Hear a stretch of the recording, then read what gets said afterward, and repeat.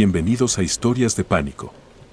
Antes de comenzar me gustaría saber desde dónde y a qué hora escuchas mis relatos. Prepárate para el terror y sube el volumen. Comenzamos. Yo trabajé un tiempo como asistente de producción en Televisa San Ángel y uno de los programas que más me emocionaba cubrir era Otro Rollo. Aunque fuera ensayo, el ambiente siempre estaba relajado y lleno de movimiento, pero esa noche de 2003 no había casi nadie. Era uno de esos llamados tardíos en los que solo estábamos los necesarios, un par de técnicos de iluminación, alguien de audio, un camarógrafo y yo, que debía ir anotando tiempos y cambios para la escaleta del siguiente programa. El foro se sentía más grande de lo normal cuando quedaba vacío. Las sillas del público estaban completamente apagadas y el escenario solo tenía un par de luces prendidas, lo justo para el ajuste técnico. Esa noche, el camarógrafo estaba calibrando una de las cámaras laterales cuando escuché un clic apagado detrás de mí. Pensé que era algún relevador, porque de vez en cuando los equipos reaccionan al voltaje del edificio, pero algo en el volumen me hizo voltear. Era uno de los monitores del backstage, esos que normalmente se quedan apagados hasta que el director pide encenderlos para revisar tomas durante el show. El monitor prendió lento, con ese brillo azulado que aparece antes de que cargue la imagen. Me acerqué pensando que tal vez alguien había activado un switch sin querer, pero la consola que controla esos monitores estaba en modo de descanso, sin ninguna salida asignada. Cuando la imagen terminó de cargar, vi que estaba mostrando el escenario principal. Eso ya se me hizo raro porque la cámara que daba esa toma estaba apagada. Se notaba a simple vista, no había luz piloto, el camarógrafo la tenía apuntando hacia otro lado y todavía le estaba ajustando una pieza de lente. Sin embargo, en el monitor se veía el escenario como si la cámara estuviera funcionando perfectamente. Me quedé viendo unos segundos para asegurarme de que no estuviera jalando otra señal, pero la toma era idéntica a la que usamos siempre como referencia del show. Mientras observaba, algo llamó mi atención en la parte baja de la pantalla, justo donde estaban las primeras filas del público. Había una figura sentada en una de las butacas. No se movía. No volteaba. No hacía ningún gesto. Estaba completamente quieta, como si esperara a que el programa comenzara. Pensé que era una persona real que se había quedado ahí, pero era imposible. Todas las butacas estaban apagadas, nadie tenía acceso porque estábamos en ensayo técnico y el público solo entraba en días de grabación al aire. Le hablé al camarógrafo para que viniera a ver. Llegó limpiándose las manos en la playera y se asomó al monitor. En cuanto vio la figura sentada, se crispó un poco. Me preguntó si las luces del público estaban prendidas. Le dije que no, que desde que llegamos estaban apagadas y nadie había tocado el panel.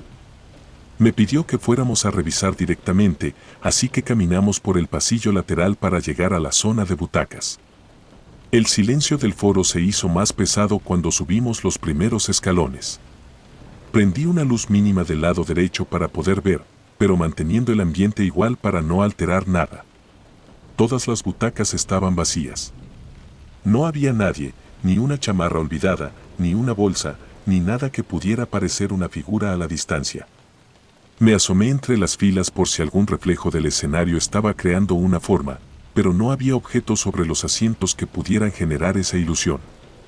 El camarógrafo revisó las luces desde su celular para confirmar que ninguna lámpara estuviera iluminando accidentalmente. Todo estaba apagado, uniforme, sin variaciones. Regresamos al monitor para verificar si tal vez la imagen ya había cambiado. No. La figura seguía ahí, sentada en la misma butaca, con la espalda recta, como si tuviera toda la paciencia del mundo. No era una sombra random ni un error de pixelado. Era algo con forma definida, aunque la iluminación tenue del monitor no dejaba ver rasgos. Era como cuando alguien llega temprano a un lugar y se queda sentado, esperando indicaciones. Un técnico de audio que estaba acomodando cables se acercó al escuchar nuestros murmullos. Le mostramos el monitor y su reacción fue quedarse serio, como si recordara algo. Luego dijo que eso no era la primera vez que lo veía. Contó que en otros ensayos nocturnos, especialmente cuando el foro estaba casi vacío, algunos monitores llegaban a prenderse solos y mostraban imágenes que no correspondían al estado actual de las cámaras. No eran fantasías ni inventos, había registros en bitácoras viejas de monitores encendiendo sin señal asignada. El operador de iluminación llegó también, preguntando si necesitábamos que prendiera la zona del público. Dijimos que sí, para estar seguros. En cuanto activó las luces desde el panel, el foro se iluminó de golpe. Las butacas brillaron limpias y vacías. Ni una persona. Ni una sombra. Todo perfectamente ordenado. Volvimos a ver el monitor. La imagen seguía ahí, igualita. La figura no se había movido ni un centímetro. El iluminador se acercó al monitor, lo tocó por el borde para notar si había sobrecalentamiento o falla del panel. Nada. El equipo estaba fresco, como si acabara de encenderse. Me pidió que revisara la toma en otra pantalla conectada a la misma línea, pero solo ese monitor mostraba la señal. Las otras pantallas estaban apagadas o en negro. Aquello no tenía sentido técnico. Pasaron unos minutos en los que todos estuvimos observando, esperando que algo cambiara. La figura no se movía. La imagen no parpadeaba. Era como si el monitor estuviera atrapado en un instante específico que no correspondía al presente. El camarógrafo insistió en ir a revisar otra vez las butacas, solo para descartar cualquier posibilidad. Lo acompañamos. El iluminador se quedó atrás observando el monitor de cerca. Caminamos de nuevo por las filas, revisando asiento por asiento. Todo seguía igual, vacío, ordenado, silencioso. En un punto me detuve y traté de comparar mentalmente la posición exacta de la figura en el monitor con la ubicación física en el foro. El asiento que correspondía estaba completamente vacío. Ni siquiera tenía polvo, porque limpieza había pasado esa misma tarde. Regresamos al backstage. El iluminador nos dijo que, mientras estuvimos fuera, la figura seguía sin moverse. Él había intentado cambiar el canal del monitor, pero el control no respondía. La señal estaba fija. Me acerqué para comprobarlo. Presioné el botón lateral. Nada. Parecía que el monitor había decidido quedarse en esa imagen sin importar lo que hiciéramos. No sé cuánto tiempo estuvimos ahí, en silencio, mirando la pantalla. Era de esas situaciones donde nadie quiere decir nada porque cualquier palabra puede romper el único punto de referencia que tienes para entender lo que estás viendo. Entonces, sin que nadie lo tocara, sin que el iluminador estuviera manipulando el panel, sin que el camarógrafo moviera cables, el monitor se apagó de golpe. Ni transición, ni desvanecimiento, ni error. Solo se fue a negro, como si alguien hubiera desconectado la corriente desde adentro. Intentamos encenderlo de nuevo. No respondía. Revisamos cables, fusibles, contactos. Todo estaba conectado. Todo estaba normal. El monitor simplemente había dejado de funcionar por completo. El camarógrafo dijo que esas pantallas no solían fallar así, y menos sin perder alimentación. El técnico de audio revisó la línea y confirmó que el voltaje estaba estable.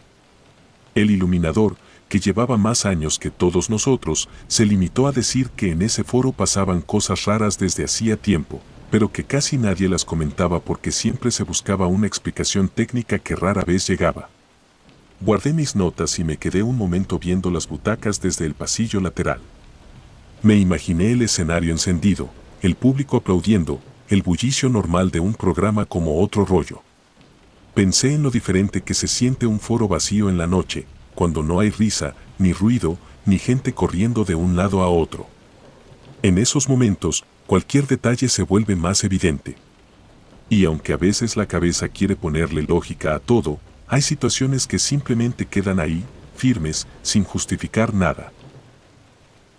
Tiempo después revisamos ese monitor. Volvió a prender, pero ya no mostró nada extraño. Aún así, cada vez que me tocaba ensayo nocturno, no podía evitar voltear a ver las primeras filas del público antes de empezar a trabajar, solo para asegurarme de que estuvieran vacías. Esa imagen del monitor no se me olvidó. No por miedo ni por misterio, sino porque fue tan clara y tan precisa que era imposible dejarla pasar como un error común. Esos detalles son los que se quedan grabados en la memoria de quienes hemos trabajado en foros vacíos a deshoras, cuando cualquier pequeño desajuste técnico puede convertirse en algo que no encaja en ninguna explicación, por más que lo intentes acomodar en tu cabeza. Desde hace años me dedico a la producción de radio, y aunque jamás he sido alguien que se sugestionara fácil, hay noches que se quedan grabadas en uno de un modo que después no encuentra acomodo. A mí me tocó vivir una de esas cuando trabajaba en un programa paranormal muy conocido, uno de esos que la gente escuchaba religiosamente después de las 10 de la noche, justo cuando la ciudad se va apagando y las historias se sienten más pesadas. No era el caso de Josué ni nada parecido, era una noche cualquiera de testimonios, con llamadas normales, silencio en los pasillos y un conductor que llevaba años en ese horario. Yo estaba en cabina de control, monitoreando niveles como siempre, mientras el locutor estaba solo en la cabina principal contando una historia que había llegado por correo días antes. Recuerdo que el edificio estaba tan quieto que cada clic de la consola se escuchaba completo. No había invitados, no había operadores extra ni ingenieros corrigiendo algo. Solo estábamos él y yo, separados por el vidrio de la cabina. El locutor narraba una experiencia de carretera, algo sobre un vigilante que escuchaba pasos en un tramo solitario. Nada fuera de lo común. Yo anotaba tiempos en una hoja para cuadrar la pausa comercial cuando, de golpe, vi que el medidor de voz del micrófono 1 subió como si hubiera entrado alguien más a hablar. Pensé que quizá el locutor había respirado más fuerte o movido la silla, pero al verlo a través del cristal seguía igual, con el cuerpo inclinado hacia el micrófono, sin moverse de más. El medidor volvió a subir. Esta vez fue un pico más claro, como si una sílaba hubiera entrado al aire. Me acerqué más a la consola para escucharlo por audífonos. El locutor estaba diciendo una frase y, por debajo, se escuchó algo que no correspondía a su voz. Era más grave, como si viniera de una distancia imposible en una cabina tan pequeña. Me quité los audífonos porque no quería depender de su volumen. Revisé el canal del micrófono 2 para descartar alguna entrada accidental. Estaba cerrado, apagado, sin corriente asignada. Nadie lo había tocado en toda la noche. El locutor siguió hablando con naturalidad, pero yo estaba viendo cómo los picos de señal marcaban dos voces superpuestas por momentos. Le hice señas discretas para que bajara tantito el ritmo, y cuando puso música de fondo para tomar aire, aproveché para hablarle por la diadema interna. Le pregunté si había alguien con él, quizá alguien del equipo que hubiera entrado sin avisar. Me dijo que no, que estaba completamente solo y que no había escuchado nada raro. En ese momento, mientras él hablaba conmigo, la consola marcó otra entrada de sonido en el micrófono 1. Yo escuché una especie de murmullo rápido, casi como un intento de palabra que no se alcanzaba a formar. Me levanté de la silla para ver bien la cabina del locutor. La luz tenue apenas iluminaba el recorte de su figura. Revisé detrás de su silla, mirando a través del cristal, por si alguien hubiera entrado y se hubiera quedado fuera de cuadro. Nada. Todo estaba igual de vacío que al inicio del turno. Le pedí que se quedara un momento en silencio sin apagar su micrófono. Cuando dejó de hablar, escuchamos con claridad una voz corta, apenas un segundo, como cuando alguien quiere decir algo pero duda a mitad del sonido. Él abrió los ojos sorprendido. Me preguntó si eso venía de mis audífonos. Le dije que no, que venía directo del canal. El locutor decidió continuar con el programa para no alarmar a la audiencia, pero ambos estábamos alertas a cualquier ruido. Yo dejé todo lo demás de lado para concentrarme en la señal. Minutos después entró una llamada. La oyente empezó a contar su historia, pero mientras hablaba, detrás de su voz apareció otro murmullo imposible de ubicar. No era ella. No era el locutor. Era un sonido aparte, como si alguien hubiera metido la boca a unos centímetros del micrófono 1. Revisé los diagramas de señal. Todos los micrófonos extras seguían apagados. Ningún cable estaba suelto. Ninguna consola secundaria estaba activa. Cuando colgamos la llamada, el locutor decidió leer un mensaje largo para llenar tiempo mientras yo revisaba lo técnico. Él tenía una manera muy metódica de trabajar y si algo lo desconcentraba, de inmediato lo notabas. Su lectura empezó normal, pero poco después se detuvo en seco. Levantó la vista hacia mí y me señaló el vidrio, como preguntándome si había escuchado lo mismo que él. Asentí sin pensarlo. Lo que ambos habíamos percibido era una voz masculina muy baja que entró justo cuando él hacía una pausa. No fue interferencia, ni ruido ambiental, ni una respiración. Fue una sílaba clara, como si una persona real hubiera intentado hablar encima de él. Decidimos parar un momento el contenido paranormal para no saturarnos. El locutor puso música instrumental y me pidió entrar a la cabina para revisar el área desde adentro. Abrí la puerta y la sensación del cuarto me pegó distinta. Era una cabina pequeña, acogedora, con sus paredes forradas para aislar sonido y su mesa central ocupada por guiones, lápices y el micrófono que habíamos usado por años. Nada fuera de lugar. Lo primero que hice fue revisar detrás del mueble donde se apoyaba la pantalla del guión. Vacío. Revisé debajo de la silla, el piso, los paneles. Todo estaba impecable. El locutor me dijo que, cuando escuchó la última sílaba, sintió como si la voz hubiera estado a su lado. Entré de nuevo a la cabina de control para ver si la consola registraba algo aunque no sonara. Algunos equipos guardan ruido residual. Pero no había nada. El locutor retomó el programa y quiso cerrar con unas llamadas breves. Yo estaba tenso, mirando cada movimiento de los medidores. Durante una de las llamadas finales, ocurrió lo más fuerte de la noche. Mientras la oyente describía que veía sombras en su casa, un sonido directo entró al micrófono 1. Fue una palabra incompleta, como si alguien intentara decir su nombre. El locutor dejó de hablar y la oyente preguntó qué había pasado. Él improvisó diciendo que había sido un desfase técnico. Cuando la llamada terminó, ambos guardamos un silencio largo. Él sabía que yo había escuchado lo mismo. Estuvimos tentados a cortar el programa antes de tiempo, pero no podíamos hacerlo. Cerramos el show de la manera más profesional posible y cuando el reloj marcó la hora exacta de salida, apagamos las señales. Me quedé en la cabina de control revisando todo otra vez. Quería encontrar algo, cualquier detalle que justificara lo que vivimos. Revisé el cableado, las líneas, la lista de conexiones activas y nada tenía sentido. Al día siguiente llegué temprano para ver si algún ingeniero podía darme una razón técnica. Uno de ellos revisó la consola a fondo. No encontró fallas. Me dijo que, años atrás, en ese mismo horario, otros operadores habían reportado picos de señal que no correspondían a ninguna fuente. También dijo que en transmisiones nocturnas, cuando todo el edificio está en silencio, se han registrado voces que no vienen de ninguna línea de teléfono ni de ningún micrófono físico. Nunca lo atribuyeron a algo extraordinario, solo lo anotaban en bitácoras internas porque no había una explicación clara. Regresé a cabina esa noche y, aunque ya había gente en pasillos y oficinas, el recuerdo del sonido seguía fresco. El locutor me habló antes de entrar al aire y me dijo que no había podido dormir del todo. No por miedo, sino por lo real que sonó esa voz, como si alguien hubiera querido participar en el programa sin que hubiera una línea abierta.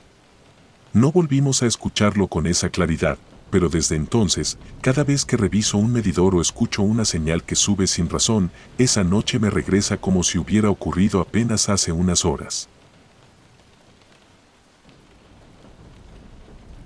Desde hace años trabajo en edición dentro de Televisa San Ángel y todavía recuerdo la noche en que me tocó revisar el noticiero para mandarlo a archivo.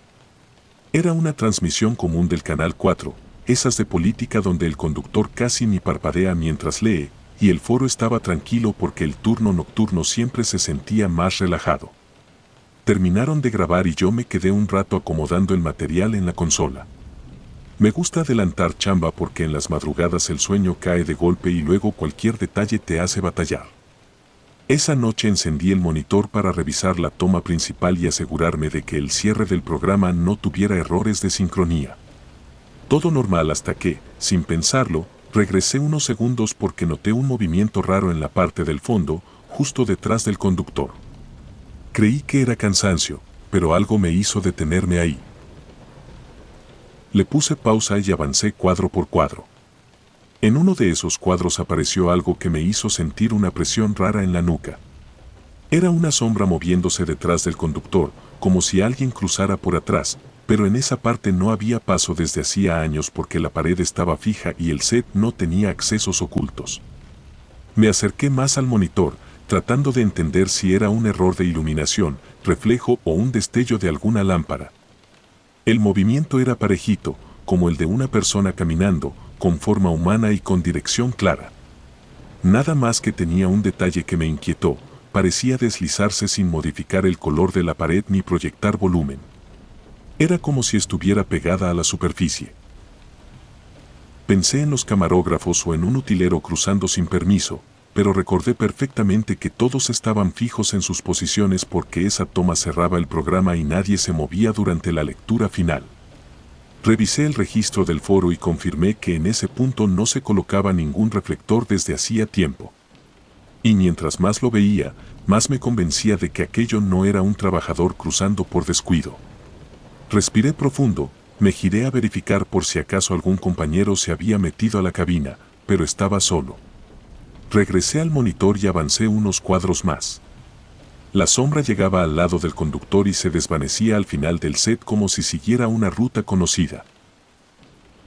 En ese momento decidí llamar al floor manager porque no quería quedarme con la duda ni arriesgarme a que me culparan de un error técnico.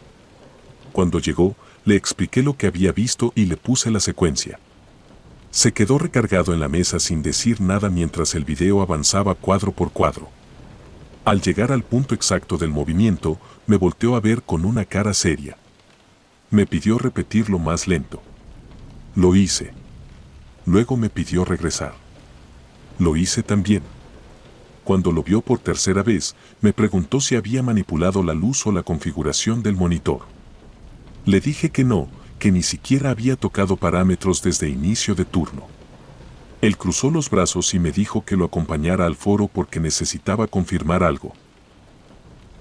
Caminamos hasta el set y se sentía ese silencio típico de los foros apagados, con cables acomodados y mesas de utilería descansando contra las paredes. Llegamos justo al punto donde la sombra había pasado. El floor manager revisó el espacio, palmeó la pared y comprobó que no había huecos, puertas ni separaciones donde pudiera pasar una persona. Me hizo acompañarlo detrás del muro falso y solo encontramos estructuras viejas, soportes de metal y rollos de cable. Nada que pudiera generar una sombra humana tan definida. Se quedó un momento mirando el suelo, como si estuviera recordando algo. Después me pidió que volviéramos a la cabina para revisar otra vez la toma desde otro ángulo. Al regresar, abrió las carpetas de cámara secundaria. Esa cámara apuntaba hacia el conductor desde un ángulo lateral y mostraba parte del fondo donde se movió la sombra. Pasamos la secuencia a la misma velocidad lenta. Ahí se veía el conductor, el escritorio, la pared iluminada y ningún movimiento detrás. Parecía como si la sombra solo existiera en la cámara principal. Checamos el historial técnico por si había defecto en el sensor, pero todo estaba en orden. Fue entonces cuando el floor manager soltó un comentario que me tensó el estómago.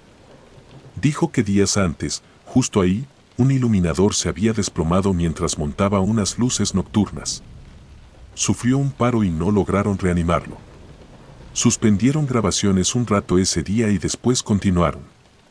El lugar exacto donde cayó era el mismo punto donde la sombra aparecía en la toma principal.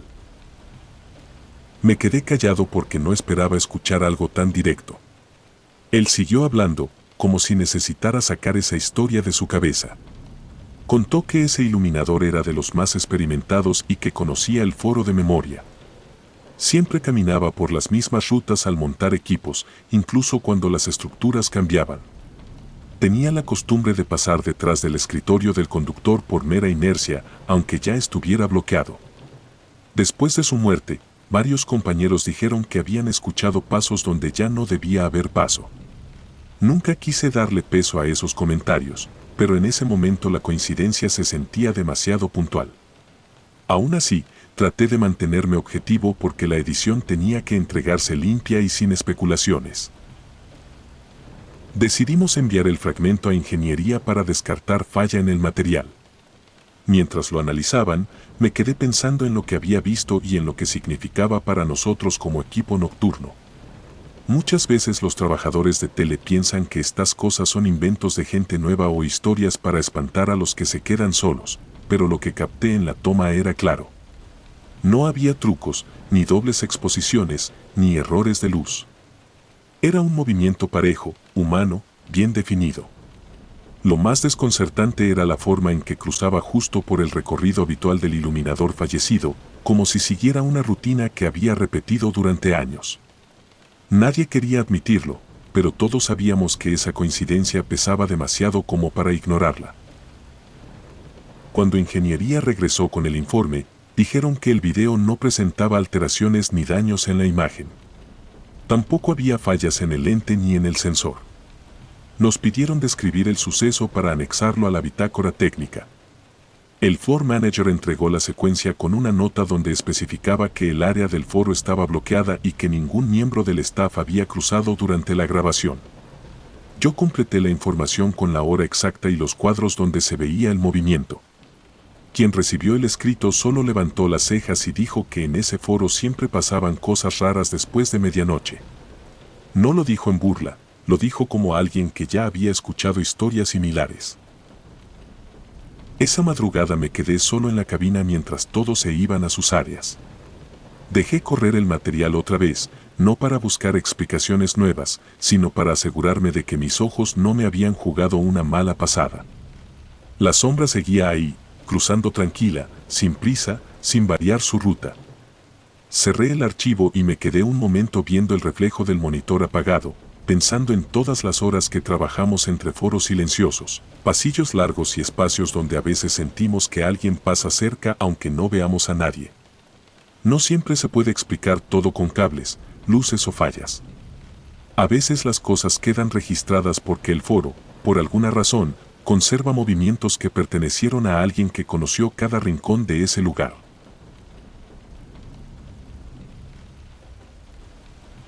Era 2001 y yo tenía pocas semanas dentro del área, así que trataba de aprender rápido para no quedarme atrás en los llamados.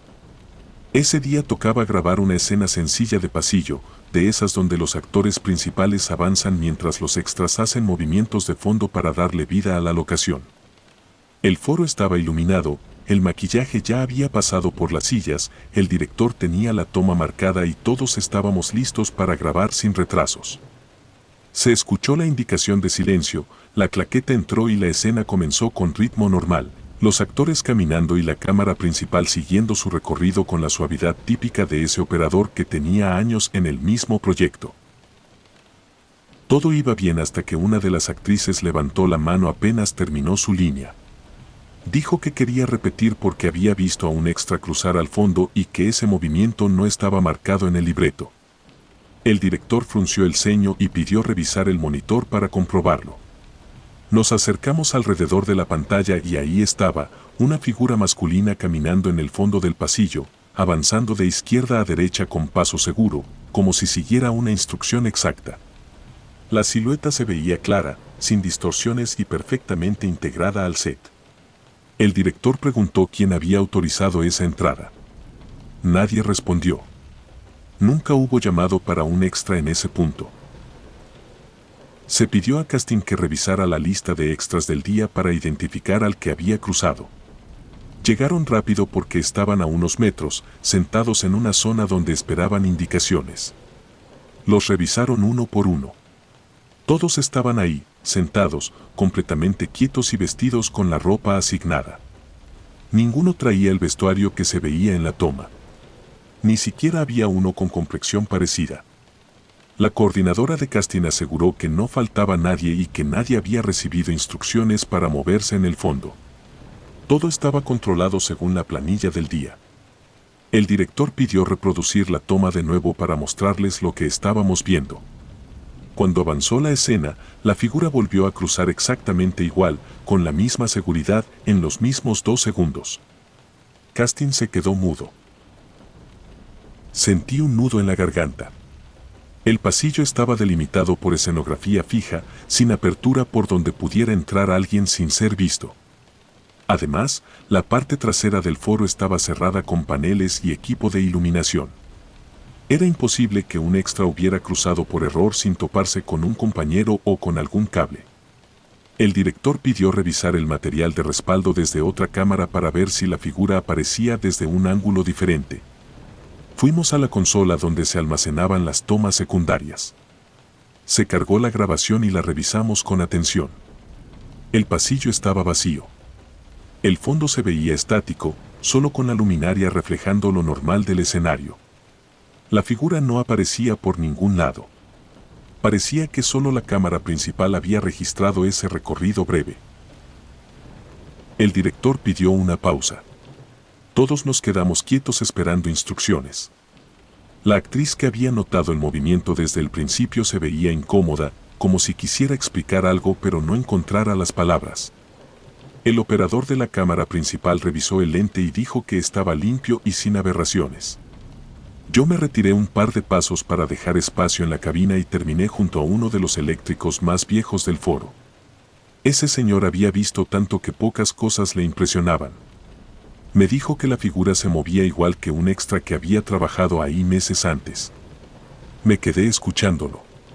Dijo que ese joven era rápido para seguir marcas y que siempre caminaba con pasos firmes para ajustarse al ritmo de la escena. Luego mencionó que ese muchacho había sufrido un accidente camino al foro una madrugada, cuando se dirigía a un llamado temprano. Murió en el trayecto. Lo dijo con un tono que no buscaba dramatizar, solo estaba compartiendo un hecho que todos conocían. La frase me dejó sin aire por un momento. No porque insinuara nada fantasioso, sino por la coincidencia tan puntual entre el estilo de caminar que había descrito y el movimiento exacto que acabábamos de ver en la pantalla. No conocía a ese extra, pero varios del equipo afirmaron que él estaba asignado a escenas de pasillo justo antes del accidente.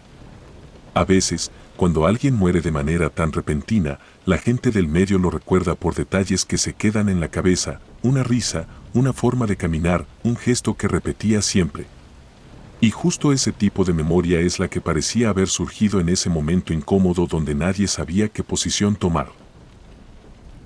El director pidió repetir la escena sin cambiar nada.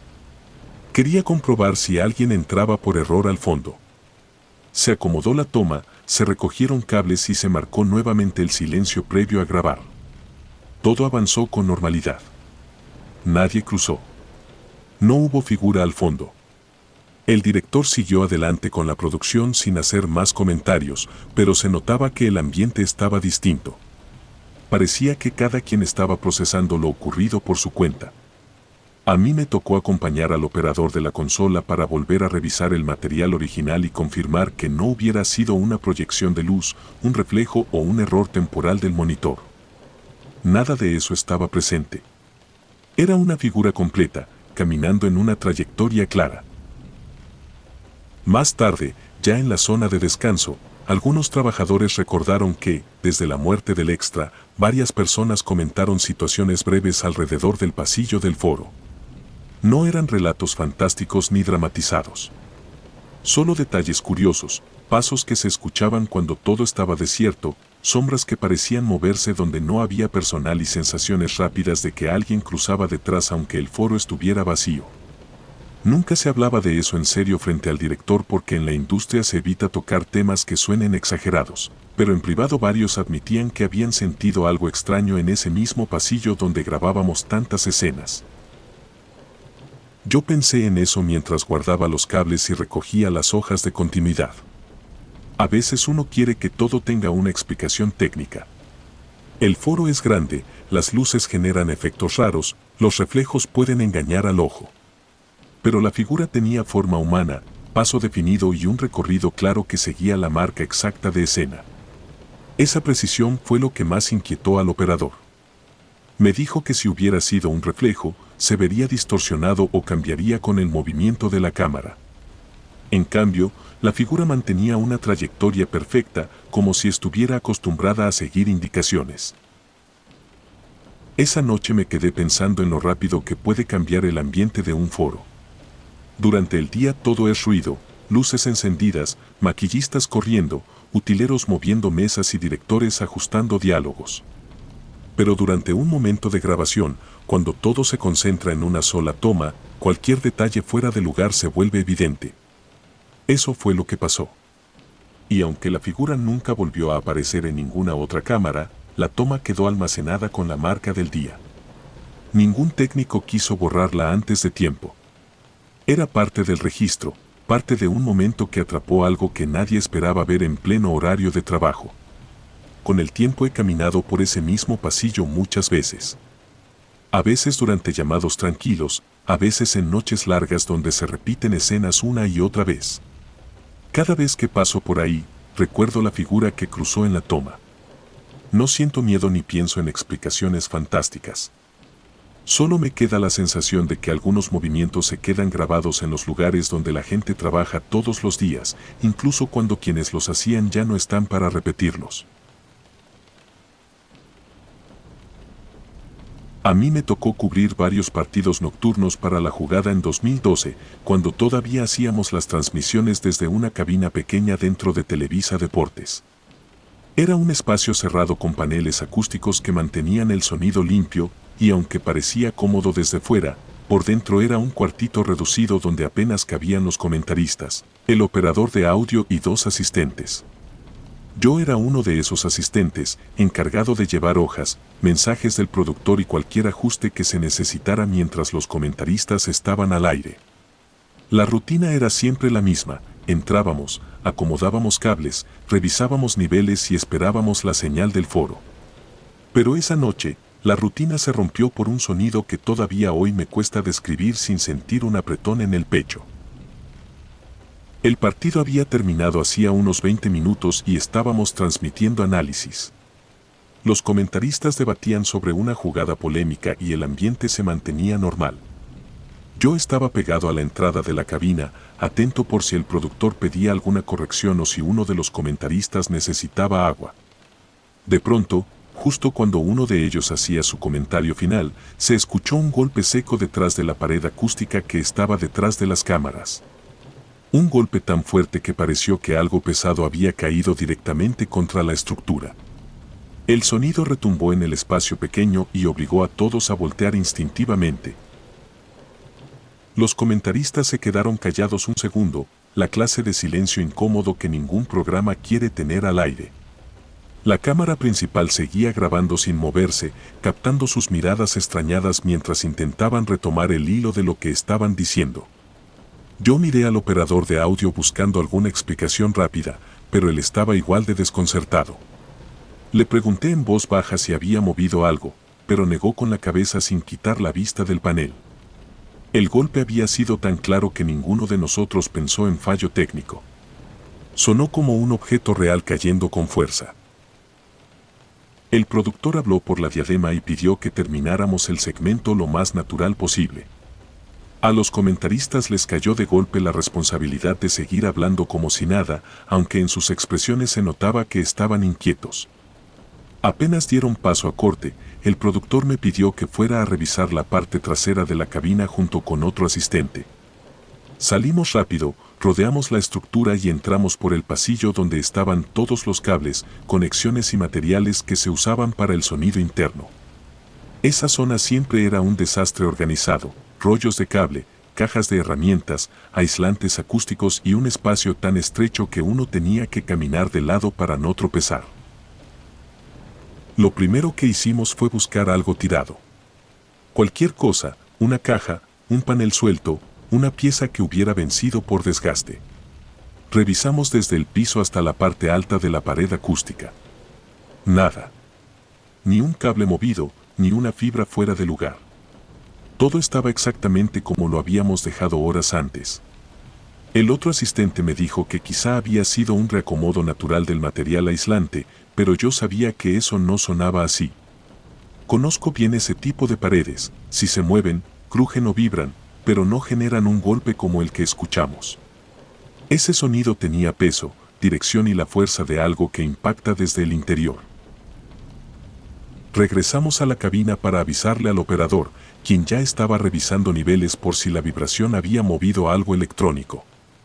Los comentaristas nos preguntaron qué habíamos encontrado y cuando dijimos que no había nada, el ambiente se puso más tenso. Uno de ellos se rascó la cabeza y comentó que en sus años ahí nunca había escuchado algo tan fuerte sin explicación. Fue entonces cuando un técnico veterano, que había estado ajustando un panel en el pasillo, se acercó y nos preguntó exactamente dónde había sonado el golpe. Le señalamos el punto y su expresión cambió. Ese técnico era de los que conocían cada rincón del área deportiva.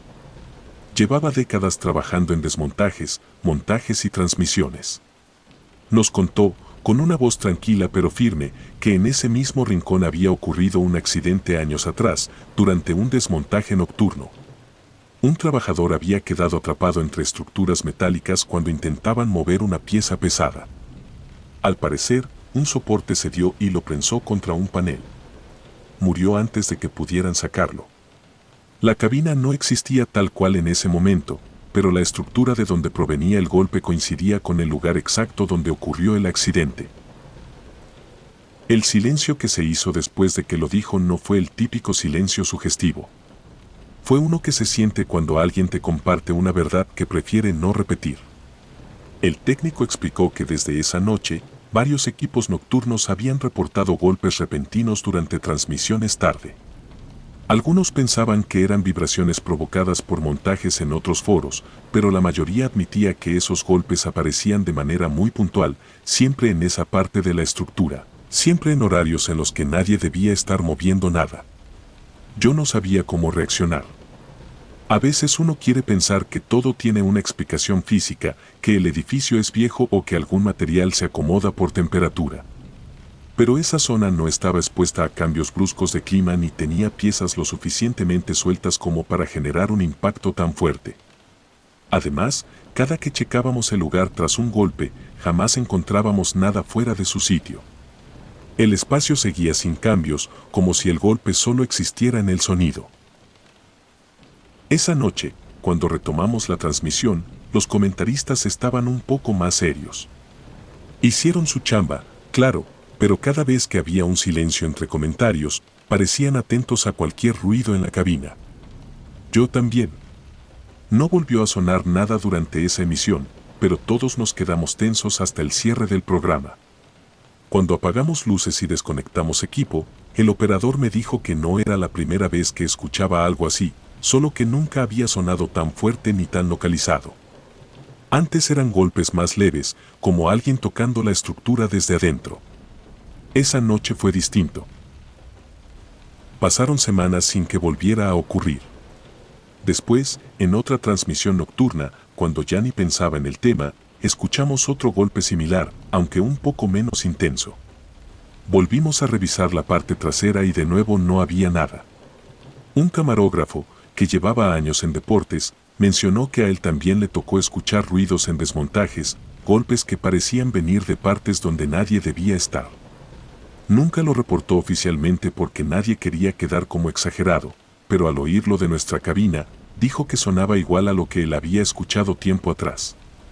Con el tiempo, uno desarrolla cierta tolerancia a trabajar de noche en un edificio tan grande. Sabes que los foros se enfrían diferente, que las estructuras viejas hacen ruidos, que los materiales se ajustan. Pero ese golpe en particular tenía algo que no encajaba en ninguna explicación de rutina. Era demasiado claro, demasiado real, demasiado parecido al impacto de una pieza pesada cayendo contra un panel, justo como lo describió el técnico veterano cuando habló del accidente. A veces pienso que los lugares donde ocurren tragedias quedan marcados no por cosas extraordinarias, sino por detalles que siguen repitiéndose sin razón aparente. En nuestro caso, esos golpes nunca afectaron las transmisiones ni causaron pánico real, pero sí dejaron una sensación constante de que algo permanecía ahí, como un eco que regresaba cada cierto tiempo en forma de impacto, justo en el mismo rincón donde una vida se apagó en medio de un desmontaje nocturno. Y aunque todos tratábamos de trabajar con normalidad, el sonido seguía en la memoria, tan nítido que bastaba recordar esa noche para sentir otra vez la vibración leve del panel cuando el golpe resonó por primera vez.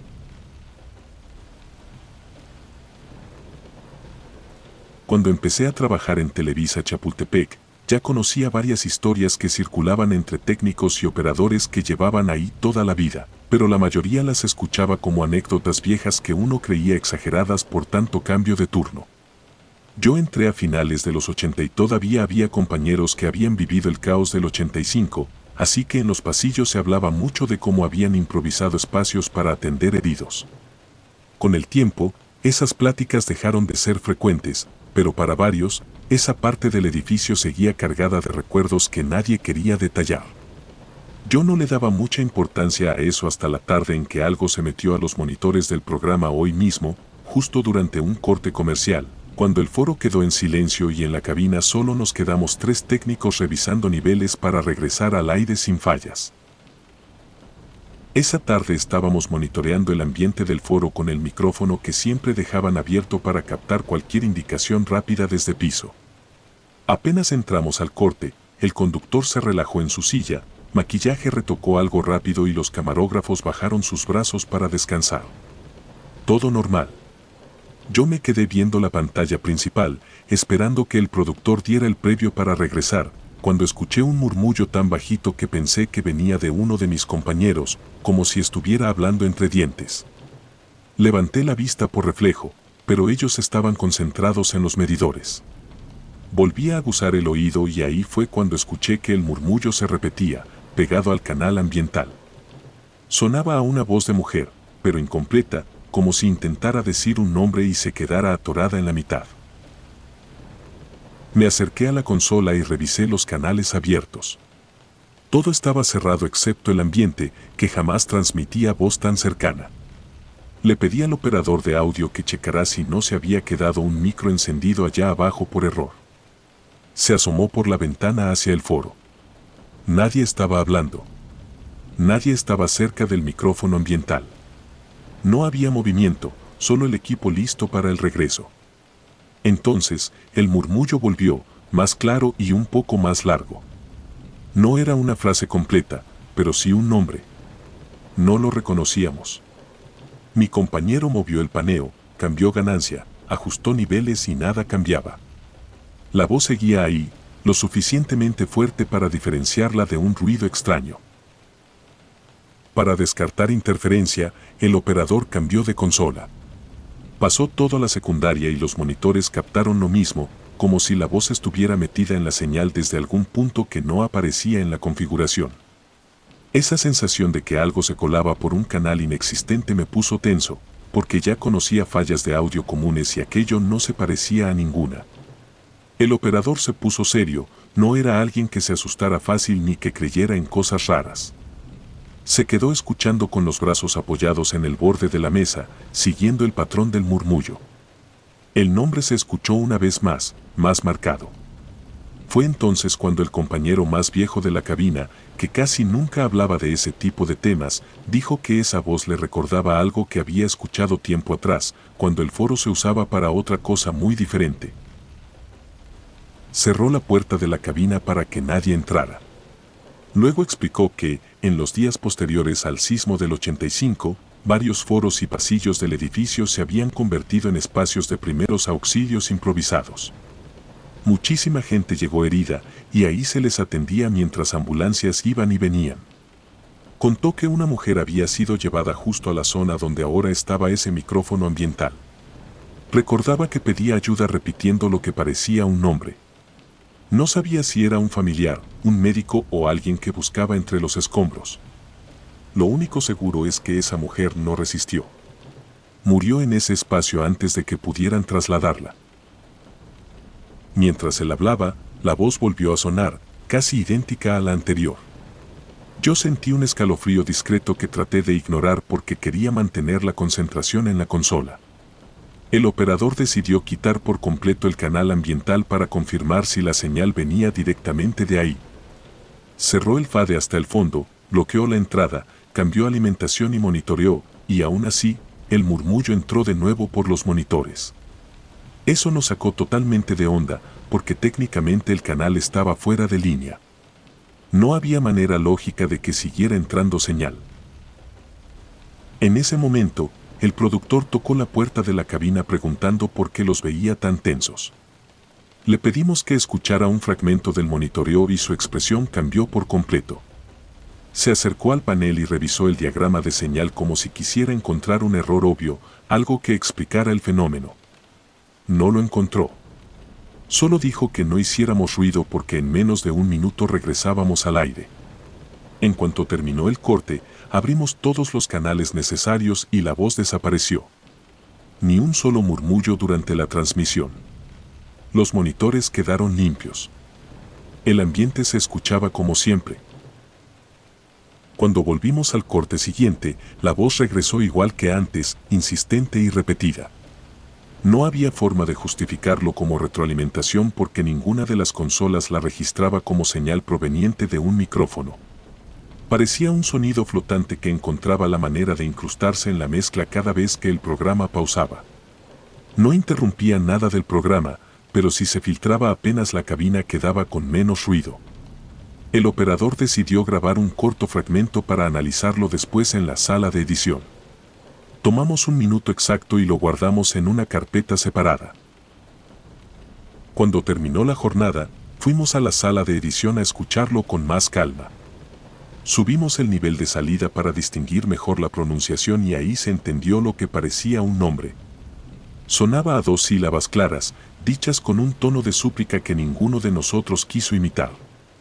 El técnico viejo pidió la bitácora interna donde tenían registros del 85. La abrió con cuidado, como si estuviera tocando algo delicado. Pasó varias hojas hasta que encontró una lista de las personas atendidas en ese foro convertido en sala de auxilio. Entre los nombres destacaba uno de mujer.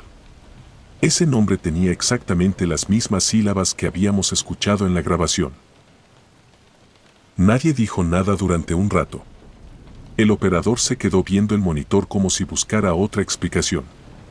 Yo pasé el audio otra vez, intentando encontrar señales de interferencia, cortes o artefactos comunes de fallas eléctricas. La voz estaba demasiado limpia para hacer ruido. Sonaba a alguien que acercaba los labios a un micrófono, lo suficiente como para que las consonantes salieran marcadas. Y sin embargo, no existía ningún canal físico por donde pudiera haber entrado. La consola no mentía. Teníamos todo cerrado. Todo. Una semana después, el mismo sonido volvió a escucharse en un corte, aunque más corto. Luego desapareció durante varios días. Técnicos de otras áreas dijeron que habían escuchado algo similar cuando les tocaba caminar por el pasillo detrás de ese foro, un susurro rápido que parecía decir algo breve. Nunca se quedaban mucho tiempo ahí porque decían que les ponía los pelos de punta, aunque no lo admitieran abiertamente. Los viejos trabajadores, los que habían estado en el 85, solo comentaban que ese espacio había visto cosas muy duras, momentos desesperados de gente herida que pedía ayuda como podía. Con el tiempo, el audio dejó de aparecer en los monitores, pero cada vez que paso por ese foro siento una incomodidad discreta que no logro quitarme. No es miedo, tampoco es sugestión. Es la memoria del sonido, tan claro que se te queda grabado aunque intentes olvidarlo. Trabajo rodeado de equipos, cables, consolas y monitores, sé identificar cada pequeña variación técnica porque es parte de mi chamba. Y a pesar de todo ese conocimiento, lo que escuchamos aquella tarde no se acomodó en ninguna categoría conocida. Fue tan puntual, tan preciso, que se quedó como una de esas experiencias que nadie quiere presumir, pero que todos saben que existió porque quedó registrada y porque coincidía con un nombre que todavía aparece en una bitácora vieja, escrita a mano, guardada en un archivero que casi nadie abre. Muchas gracias, te invito a suscribirte y darle like si quieres más historias.